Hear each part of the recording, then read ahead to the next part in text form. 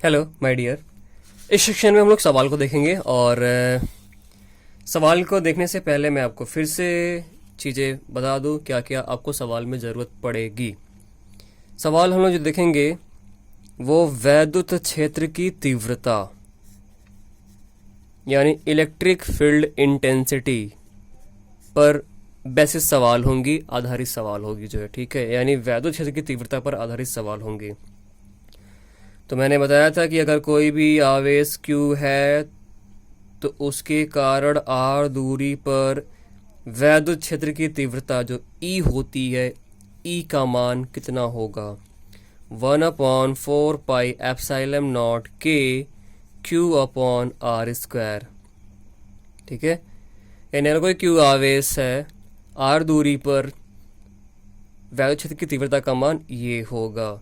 वैद्युत क्षेत्र की तीव्रता मतलब न्यूटन प्रति कूलाम, यानी पर कूलाम पर लगने वाला फोर्स, बल। दिशा बताया था कि अगर प्लस आवेश होगा तो ई की जो दिशा होगी धन आवेश से दूर, लेकिन अगर माइनस आवेश है तो मान तो वही होगा, यही मान होगा, लेकिन दिशा जो होगी माइनस आवेश की ओर। ठीक है, क्योंकि जो दिशा बात की जाती है वो हमेशा धन आवेश के रिस्पेक्ट में बात की जाती है, यानी एकांक धनावेश के रिस्पेक्ट में। तो अगर आप यहाँ पे एकांक धनावेश रखते हैं तो ये प्लस प्लस को क्या करता है? प्रतिकर्षित। अब माइनस प्लस क्या करेगा? आकर्षित। तो दिशा ऐसे पता करी जाती है। दिशा जो होती है धनावेश से दूर और ऋण आवेश की ओर। तो यहाँ पे Q आपका आवेश है, Q आपका आवेश, और R क्या है? R जो है उस आवेश से बिंदु की दूरी, और 1/4 पाई एप्सिलॉन नॉट की जो न्यूमेरिकल वैल्यू होती है वो न्यूमेरिकल वैल्यू कितनी होती है? 9 × 10⁹ और मात्रक के बारे में बात करें तो न्यूटन मीटर स्क्वायर प्रति कूलाम स्क्वायर, शायद ऐसा कुछ। ठीक है। और K के बारे में बात करूँ तो K आपका क्या है? डाइलेक्ट्रिक मीडियम, परावैद्युत माध्यम, जैसे कागज हुआ, रबर हुआ, प्लास्टिक हुआ, कांच हुआ, जल हुआ, और उसके लिए ये मान दिए जाएंगे। ठीक है, जो भी होगा, वाटर होगा, चाहे कागज हुआ, चाहे रबर हुआ, उसके लिए वो दिया जाएगा कि मतलब अगर ये आवेश किसी परावैद्युत माध्यम में रखा हुआ है, डाइलेक्ट्रिक मीडियम में रखा हुआ है तो ठीक है। अगर एयर है या निर्वात है, स्पेस है, तो K की वैल्यू 1 होती है। ठीक, इसका कोई यूनिट नहीं होता है, मात्रक नहीं होता है। तो ये इंफॉर्मेशन आपको रही कि वैद्युत क्षेत्र की तीव्रता का फॉर्मूला क्या है, और दिशा के बारे में आप जानेंगे तो आप सवालों को आसानी से कर पाएंगे। काफ़ी अच्छे अच्छे सवाल देखेंगे, बढ़िया बढ़िया सवाल देखेंगे, और आप अलग अलग यानी लो लेवल से हाई लेवल के सवालों तक को जाएंगे। ठीक है, तो मैं समझाऊंगा, सवाल को हल करना आपका काम होगा। आप जरूर हल करेंगे और मुझे कमेंट में लिखेंगे। ठीक है, तो चलिए आते हैं पहले सवाल पे। तो ये पहला सवाल क्या कह रहा है कि 5 × 10⁻⁻8। मैं पढ़ देता हूँ सवाल, ताकि आपको अगर दिख नहीं रहा हो स्पष्ट तो कम से कम सुनाई तो दे। 5 × 10⁻⁸ कूलाम बिंदु आवेश से कितनी दूरी पर वैद्युत क्षेत्र की तीव्रता इतनी होगी? यानी यहाँ पे इतना कूलाम का बिंदु आवेश, ये चार्ज Q का मान दिया हुआ है 5 × 10⁻⁸ कूलाम। बोला कितनी दूरी पर, यानी we have to find out the value of R, इससे कितनी दूरी पर, यानी दूरी का मान पूछ रहा है भाई। पर वैद्युत क्षेत्र की तीव्रता यानी E का मान दिया हुआ है 450 न्यूटन प्रति कूलाम। तो ये बड़ा ही सिंपल सा एक नंबर का सवाल है, इजी सवाल है। फॉर्मूला लगाएंगे E बराबर 1/4 पाई एप्सिलॉन नॉट। अब K नहीं लिखेंगे। क्या बोला गया है क्या कि ये जो बिंदु आवेश है किसी माध्यम में रखा हुआ है, किसी परावैद्युत माध्यम में रखा हुआ है? कुछ भी दिया है क्या? नहीं दिया है, तो K की वैल्यू आप K नहीं रखेंगे। अगर दिया होता कि इस माध्यम में, तो K का मान भी दिया होता, आप उस फॉर्मूले में यूज करते। तो Q/R², Q का मान ये है, E का मान दिया ही है। अब 1/4 पाई एप्सिलॉन नॉट की वैल्यू मैंने बताया ही आपको, पीछे कितनी होती है? 9 × 10⁻⁹। न्यूटन मीटर स्क्वायर प्रति कूलाम स्क्वायर, तो आप आर आसानी से निकाल पाएंगे। ये पहला सवाल था। चलिए, तो उम्मीद करते हैं कुछ ये समझ में आ रही होंगी। आप ट्राई करेंगे, हल करेंगे, प्रॉब्लम होगी, समस्या होगी, मुझे बताएंगे, मैं आपको सॉल्यूशन दूंगा। आप परेशान बिल्कुल ना होए, हमें भले परेशान कर दें। तो चलिए सर, देखते हैं दूसरे वाले सवाल को। क्या बोल रहा है कि हीलियम के नाभिक के कारण उससे 1 एंगस्ट्रॉम की दूरी पर वैद्युत क्षेत्र की तीव्रता की गणना कीजिए। कितनी दूरी पर? R बराबर 1 एंगस्ट्रॉम। क्या निकालना है? वैद्युत क्षेत्र की तीव्रता निकालनी है, E निकालनी है।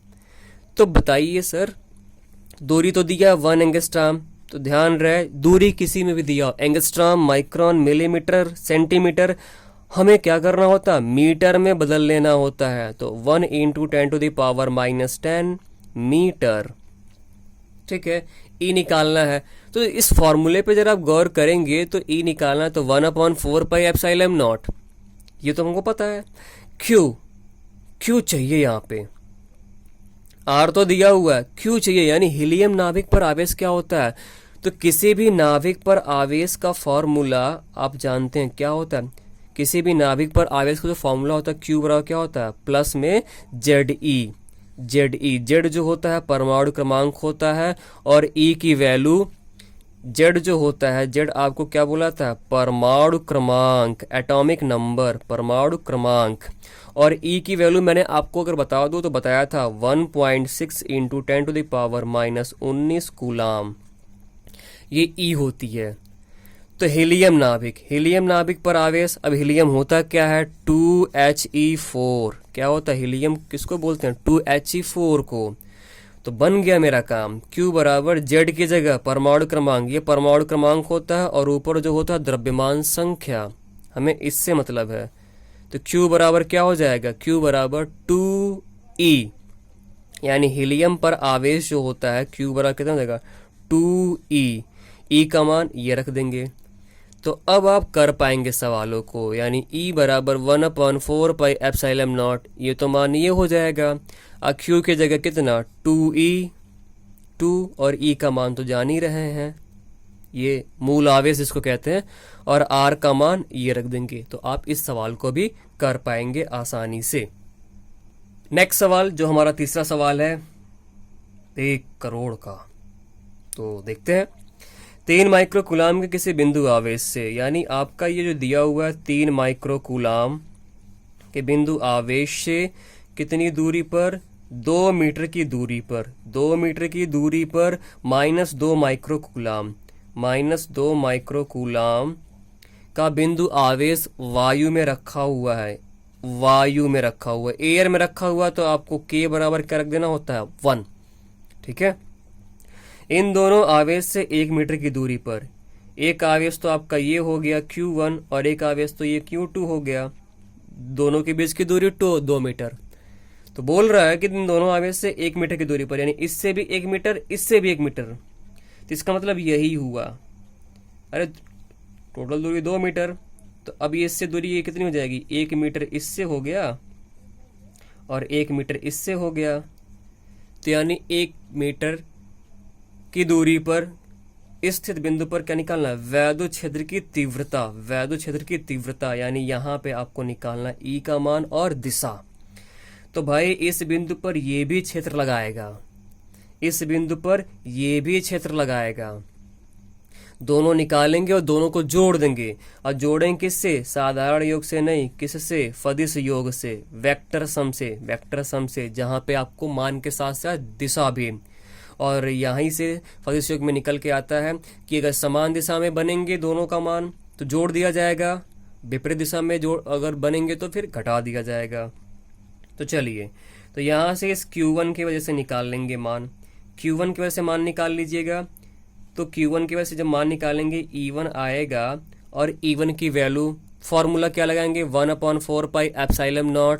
Q का मान 3 माइक्रो कूलाम। तो यहाँ पे एक काम करिएगा साहब लोग, कि आप इसे जो है बदल लीजिएगा। 3 माइक्रो कूलाम मतलब 3 × 10⁻⁻6 कूलाम, और ये हो जाएगा आपका -2 × 10⁻⁻6 कूलाम। ठीक, तो यहाँ पे 1/4πε0 Q का मान ये रख देंगे और R का मान 1 रख देंगे, ये मान हो जाएगा। Q2 के वजह से निकालना होगा E2, तो E2 भी निकाल लीजिएगा, E2 भी निकाल लेंगे। 1/4πε0 आवेश Q का मान 2 × 10⁻⁻⁶, माइनस मत रखिएगा, माइनस वो जो होगा दिशा बताने का काम करेगा, अभी हम लोग बताते हैं कैसे बताएगा दिशा। और R का मान तो 1 ही रखेंगे इनके लिए भी। अब देखिए जरा दिशा की बात कर लें तो ये जो आपका Q1 प्लस आवेश है तो दिशा क्या हो, धन आवेश से दूर, यानी ये आपका हो गया E1।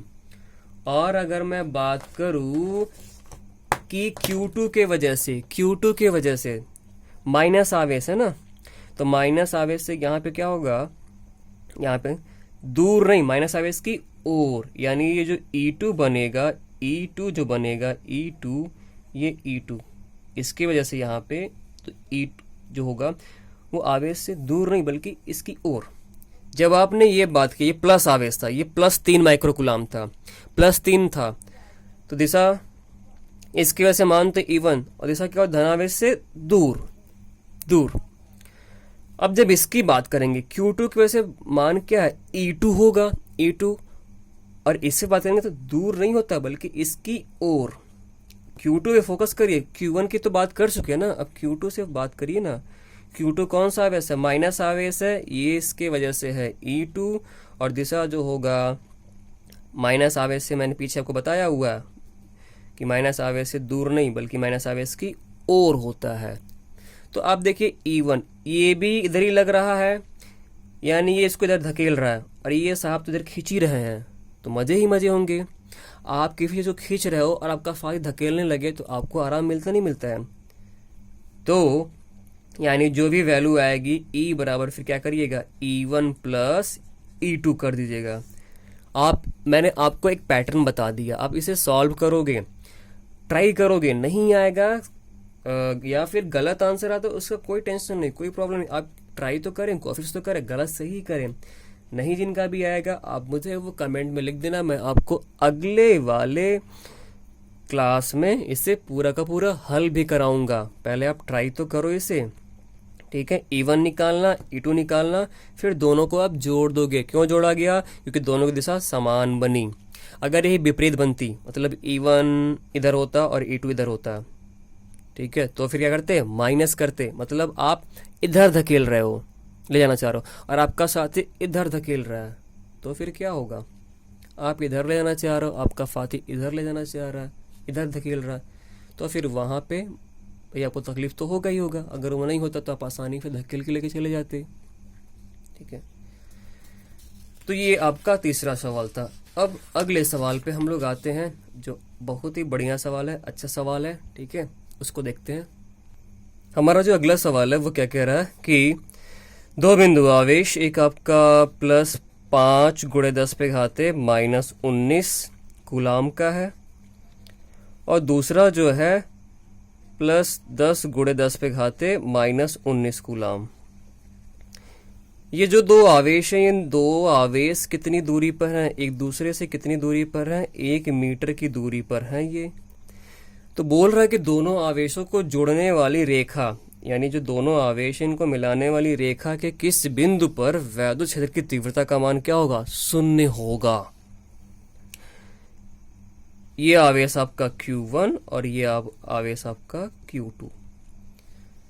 तो बोल रहा है इनको मिलाने वाली रेखा किस बिंदु पर वैद्युत क्षेत्र की तीव्रता 0 होगा। इसका मतलब क्या है कि ऐसा बिंदु पता करिए, इनको मिलाने वाली रेखा पर ही होगी वो, जहां पे जितना ये बल लगाएगा उतना ही बल ये लगाएगा, और वो बल क्या होगा, एक दूसरे के विपरीत होना चाहिए। क्या होना चाहिए, एक दूसरे के विपरीत।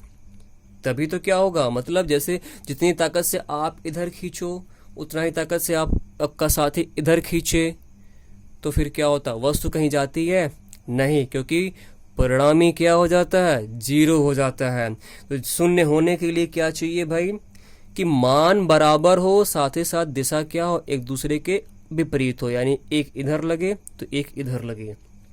तो देखिए, तो वो बिंदु कहाँ पे होगा? वो बिंदु, ये तो +5 और ये +10 है, तो वो बिंदु चलिए जरा देख लेते हैं कि इनके बीच में कहीं होना चाहिए, यानी ये आपका Q1 Q2 इनके बीच में कहीं होगा, या फिर इधर होगा, या फिर इधर होगा, कहाँ पे होगा बात करते हैं।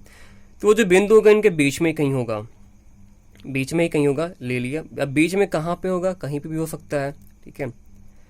अगर दोनों का मान बराबर होता तो बिल्कुल बीचों बीच में होता, लेकिन आवेश का मान बराबर नहीं है, एक आवेश ज़्यादा है, एक आवेश क्या है, कम है, और हम चाह रहे हैं कि बल बराबर लगे। तो इसके लिए क्या करना पड़ेगा? जिस आवेश का मान कम है, जिस आवेश का मान कम है, अगर आप ध्यान देंगे तो फॉर्मूला होता है E बराबर 1/4πε0 के Q/r²। ये दो चीज़ों पे डिपेंड करती है, Q पे और किस पे डिपेंड करती है? R पे। Q बढ़ने पर E बढ़ता है, Q घटने पर E घटता है, लेकिन R के साथ कैसा है? बटे में व्युत्क्रमानुपाती, R बढ़ा दो तो ये घट जाएगा, ठीक, और ये घटा दो, ये घटा दोगे तो ये क्या हो जाएगा? बढ़ जाएगा। तो इसीलिए जिस आवेश का मान अगर कम होगा तो उसकी दूरी घटा दोगे तो बल का मान क्या हो जाएगा? बढ़ जाएगा। यहां देख लेते हैं, ये वाला जो लगाएगा E1, दिशा क्या होगी? दिशा क्या होगी? प्लस आवेश से धन आवेश से क्या होगा? धन आवेश से दूर होगा। ये जो लगाएगा वो क्या होगा? आपका E2 होगा, और दिशा क्या होगा? धन, ये भी प्लस आवेश है, प्लस आवेश है, दिशा क्या होगा? धन आवेश से दूर होगा। तो देखिए दिशा विपरीत बन रही है, यानी ये इसको इधर धकेलेगा, ये इसको इधर धकेलेगा। अब बस क्या बन जाए कि जितना ताकत से ये इधर धकेले उतना ही ताकत से ये इधर धकेले, यानी उतना ही बल से इधर धकेले। तो वो जो भी है वो पॉइंट या आपका जो भी एकांक आवेश है वो कहीं जाएगा? नहीं जाएगा, वहीं का वहीं रहेगा। जितनी ताकत से आप इधर खींचो उतना ही ताकत से आपका साथी इधर खींचे, तो फिर वो वस्तु कहीं जाती ही नहीं है, ठीक है। अब अगर वही बिंदु अगर हम क्या करते, कहीं बाहर ले लेते हैं, बाहर ले लेते हैं, तब क्या होता? तब क्या होता? यानी ये वाला यहाँ पे अगर कोई रख के देख लीजिए 1 कूलाम + 1 कूलाम, तो ये लगता उसको क्या करता? धकेलता ना, यानी जो दिशा होती धनावेश से दूर, ये भी धनावेश है, धनावेश से दूर, दोनों धकेल रहे हैं, तो ये यहाँ पे रुकता नहीं? रुकेगा, रुकेगा ही नहीं, ठीक है। दिशा क्या बनना चाहिए? विपरीत बनना चाहिए। ऐसे ही यहाँ पे इसके वजह से दिशा धनावेश से दूर, देख लीजिए, यानी जो E1 बनता धनावेश से क्या होता? धनावेश से दूर, ये भी धनावेश, धनावेश से दूर, दोनों समान दिशा में बन गए। समान दिशा नहीं बनना चाहिए, दिशा क्या बनना चाहिए? विपरीत। यह सिंपल सा नियम मैं बता दूं तो अगर समान प्रकृति के आवेश है, मतलब ये भी प्लस ये भी प्लस, या दोनों माइनस होते हैं, तो बिंदु क्या होती है? बीच में होगी, बीच में होगी, उनके आवेशों के बीच में। लेकिन अगर एक प्लस हो और एक माइनस हो तब बिंदु क्या होगा? बीच में ना होकर के क्या होता है? बीच में ना होकर के वो बाहर होता है। अब बाहर चाहे इधर हो सकता है चाहे इधर हो सकता है। किधर होगा? जिस आवेश का मान कम होगा, जिस आवेश का मान कम होगा उधर ही होगा, ठीक है, बाहर में। तो ये चीजें आप समझ कर रहे होगे कि क्यों ऐसा हो रहा है। दिशा बस क्या बनना चाहिए? विपरीत बनना चाहिए, ठीक है। तो यहाँ पे देख लीजिए क्या हो जाएगा। अब सवाल को सॉल्व करेंगे आप आसानी से। क्या होना चाहिए? यानी E1 बराबर क्या होना चाहिए? E2। दिशा तो विपरीत है, बस क्या हो जाए? इनका मान बराबर कर दीजिए, निकल जाएगा, निकल जाएगा, यानी कहाँ पे वो रखा जाएगा। तो इससे चलिए ये जो अपने मान लिया कि इससे ये जो दूरी है टोटल तो कितना है? टोटल कितना है आपका? टोटल 1 मीटर है, टोटल 1 मीटर है। और इस दूरी को जो है आपने क्या मान लेते हैं? इसको आपने x मान लिया। क्या मान लिया? x। तो इस हिसाब से दूरी कितनी हो जाएगी? x। तो यहाँ से यहाँ तक की दूरी कितनी हो जाएगी? 1 - x, मीटर में ही होगा, ठीक है। तो अब यहाँ पे करेंगे क्या कि E1 की वैल्यू आप जो है E1 की वैल्यू यहाँ पे क्या हो जाएगा? 1/4πε0, और फिलहाल k का कोई मतलब है नहीं, और Q1 अब बटा दूरी कितना हो जाएगा आपका, दूरी का स्क्वायर, दूरी एक्स स्क्वायर बराबर E2 की वैल्यू 1/4 पाई एप्सिलॉन नॉट, और ये आपका हो जाएगा Q2 अपॉन दूरी क्या हो जाएगा 1 माइनस एक्स का होल स्क्वायर। ठीक है, अब आप इसे जब आगे हल करेंगे तो ये 1/4 पाई एप्सिलॉन नॉट से ये कैंसिल हो जाएगा, और फिर यहाँ देख लीजिए, मैं यहाँ बता देता हूँ, Q1 की वैल्यू कितनी है 5 गुणे 10 पे घाते माइनस 19 अब बटा ये एक्स स्क्वायर बराबर क्या हो जाएगा, Q2 की वैल्यू कितनी है 10 गुणे 10 पे घाते माइनस 19 अपॉन 1 माइनस एक्स का होल स्क्वायर। ये आपका कैंसिल आउट हो जाएगा, 5 दूनी 10 यानी 1 अपॉन एक्स स्क्वायर बराबर 5 दूनी 10 यानी 2/1 माइनस एक्स का होल स्क्वायर। अब दोनों पक्षों का क्या कर देंगे, वर्गमूल ले लेंगे, स्क्वायर रूट ले लेंगे। स्क्वायर रूट लेंगे तो क्या हो जाएगा 1 का वर्गमूल 1, एक्स स्क्वायर का वर्गमूल लेंगे तो x, और 2 का हो जाएगा कड़ी में 2 अब बटा ये 1 माइनस एक्स।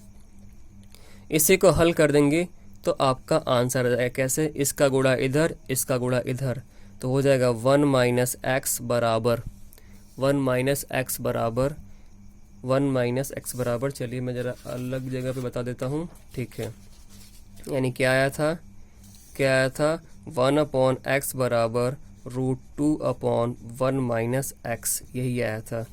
ये गुणा करेंगे 1 माइनस एक्स और ये गुणा होगा तो फिर क्या हो जाएगा √2x।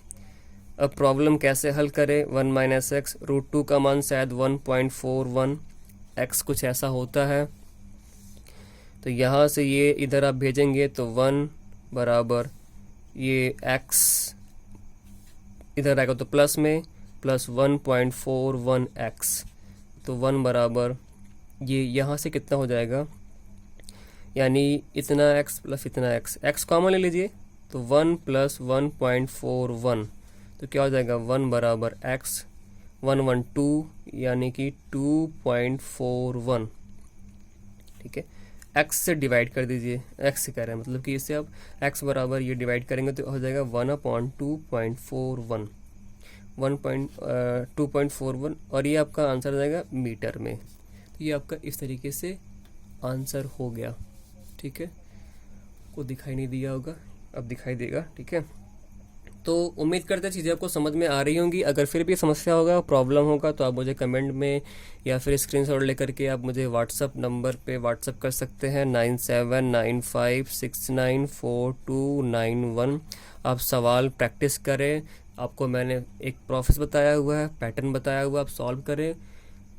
गलत होता है या फिर नहीं आता, कोई परेशानी होने की ज़रूरत नहीं। मैं अगले सेक्शन में, अगले क्लास में इन सवालों को सॉल्व भी कराऊंगा, आंसर भी बताऊंगा, ताकि जो भी लोग किए होंगे वो अपना आंसर मैच करा के सेटिस्फाई हो सकते हैं कि हाँ हमने सही किया या फिर गलत। इनका गलत भी अगर होगा तो कोई प्रॉब्लम नहीं, आप चीज़ें सीख रहे हैं, आप कर पाएंगे। ठीक है, ये मेरा वादा है कि आप चीज़ों को कोई भी न्यूमेरिकल हो या फिर डेरिवेशन आप आसानी से कर पाएंगे और फिर सीख पाएंगे। तो आप अपने पढ़ाई को जारी रखिए, हंसते रहिए, मुस्कुराते रहिए और चीज़ों को सीखते रहिए। और आपको अगर अच्छा लगे तो आप इसे लाइक शेयर कर दिया करें अपने अन्य साथियों को, ताकि उनको भी इसका लाभ मिले, जो कि हमें मोटिवेट करती है चीज़ों को और बेटर से बेटर करने में। तो आप सभी लोगों को एक बार फिर से मेरा नमस्कार, सत श्री अकाल, आदाब, और हम आपके अच्छे स्वास्थ्य की कामना करते हैं। मिलते हैं अगले सेक्शन में एक नई चीज़ों के साथ और बढ़िया बढ़िया चीज़ों के साथ, और न्यूमेरिकल भी हम लोग काफ़ी धांसू न्यूमेरिकल देखेंगे। इसी जो न्यूमेरिकल का प्रोसेस है उसी को हम लोग आगे बढ़ाएंगे, कुछ और सवालों को देखेंगे, फिर नए टॉपिक पे बात करेंगे। तो मिलते हैं अगले सेक्शन में। तो आप सभी लोग अपना ख्याल रखिएगा और अपने फैमिली का भी ख्याल रखिएगा। धन्यवाद।